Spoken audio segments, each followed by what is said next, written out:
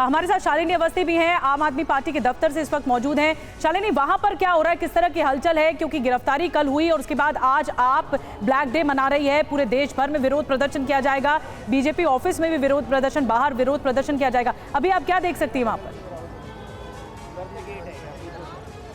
निधि, मैं आपको दिखाऊंगी सबसे पहले तस्वीरें। 12 बजे आज आम आदमी पार्टी प्रोटेस्ट करेगी बीजेपी ऑफिस के बाहर। ये बीजेपी हेडक्वार्टर है, उसके बाहर प्रोटेस्ट करेगी। उसको लेकर देखिएगा पैरा मिलिट्री के जवान तैनात कर दिए गए।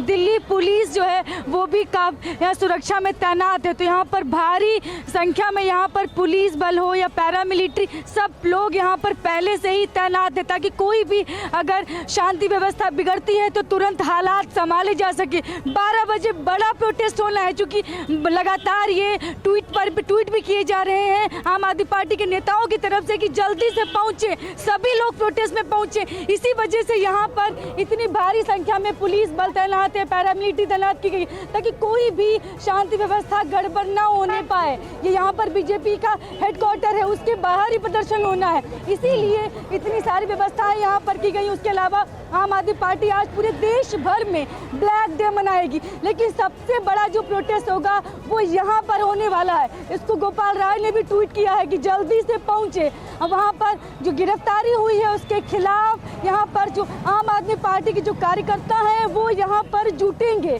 सबसे अपील की जा रही है कि पहुँचे, समय पर पहुँचे, सभी लोग शामिल हों। इसका मतलब बड़ा प्रदर्शन की तैयारी है। ठीक है, बहुत बड़ा प्रोटेस्ट होगा और बड़े प्रोटेस्ट की तैयारी में इस वक्त आम आदमी पार्टी नजर आ रही है। और इसको लेकर चाहे वो राजधानी कोर्ट हो, आम आदमी पार्टी का दफ्तर हो या फिर बीजेपी का दफ्तर हो, वहां पर हर जगह सुरक्षा काफी कड़ी की गई है। हरीश खुराना जी, ये बताइए, ब्लैक डे मनाया जा रहा है और साथ ही इस पर भी आपसे जवाब चाहूंगा। कांग्रेस प्रवक्ता ये बोल रहे हैं कार्रवाई तो एक तरफा हो रही है, अगर कुछ गलत हुआ है तो इसमें बीजेपी भी तो साथ में है, एमसीडी ने भी तो पूरी रजामंदी दी, तब जाकर अलग अलग जोन में जाकर ये जो लाइसेंस है और जो दुकानें हैं वो खोली गई। इन दोनों पर आपका जवाब? देखिए, सबसे पहले जो मैं संजीव झा जी जो भी बात कर रहे थे, दो बातें उन्होंने अहम करी कि अभी उन्होंने नाम लिया सत्येंद्र जैन का कि अभी तक उनको अंदर रखा हुआ है। मुझे लगता है कि संजीव झा और आम आदमी पार्टी को कानून पर विश्वास नहीं है।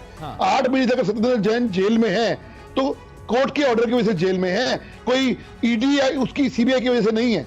विजय नायर जो इनके अपने खासम खास हैं, वो भी तो 4 बार उनकी बेल रिजेक्ट हो चुकी है और कोर्ट ने माना कि इसी केस के अंदर प्राइमा फेसी बहुत सारे सबूत है, इसलिए उनको बेल नहीं मिल रही है। और तीसरी इंपॉर्टेंट बात, कानून अपना काम करता है। संजीव झा खुद यहाँ बैठे हुए हैं, वो एक केस में कन्विक्टेड है, कन्विक्टेड, एक्विटेड नहीं, कन्विक्टेड है केस के अंदर और सजा की वेट हो रही है। लेकिन इसलिए मैं कह रहा हूँ कानून को अपना काम करने दीजिए और ये बेचारा पॉलिटिक्स करना बंद कर दीजिए। दूसरी बात करी जो भी कांग्रेस कर रही है कि एमसीडी की वजह से, अरे एमसीडी की वजह से तो केस खुला।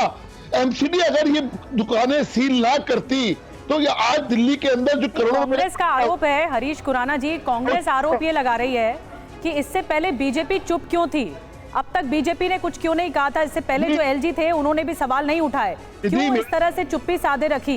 बीजेपी भी उतनी आरोपी है जितनी आम आदमी पार्टी है, ये कांग्रेस कह रही है। अब सवाल सुन लीजिए, कांग्रेस के प्रवक्ता को या तो दिल्ली की नॉलेज नहीं है, उनको पता नहीं बीजेपी कर क्या रही है। सबसे पहली कंप्लेन 25 सितंबर को मेरी कंप्लेन के ऊपर ही, मेरी खुद की कंप्लेन के ऊपर ही शो कॉज नोटिस इशू हुआ था ब्लैक लिस्टेड कंपनीज को, तो केस वहां से खुला था, इनको पता ही नहीं है। और एमसीडी की जो बार बार ये बात कर रहे हैं कि एमसीडी ने किया, एमसीडी अगर दुकानें सील ना करी होती ना तो ये जो 800 दुकानों की कमिटमेंट थी वो 500 दुकानें ना रहती। केस तो वहीं से शुरू हुआ, इन्होंने पैसे ले लिए 800 दुकानों से और दुकानें खुली 500, तो हल्ला मसला से वहीं से शुरू हुआ था। दूसरा मैं इंपॉर्टेंट बात कर रहा हूं इस वक्त की आम आदमी पार्टी को समझना चाहिए, ये खेल खेलते रहे, बेचारा दिखाते रहे,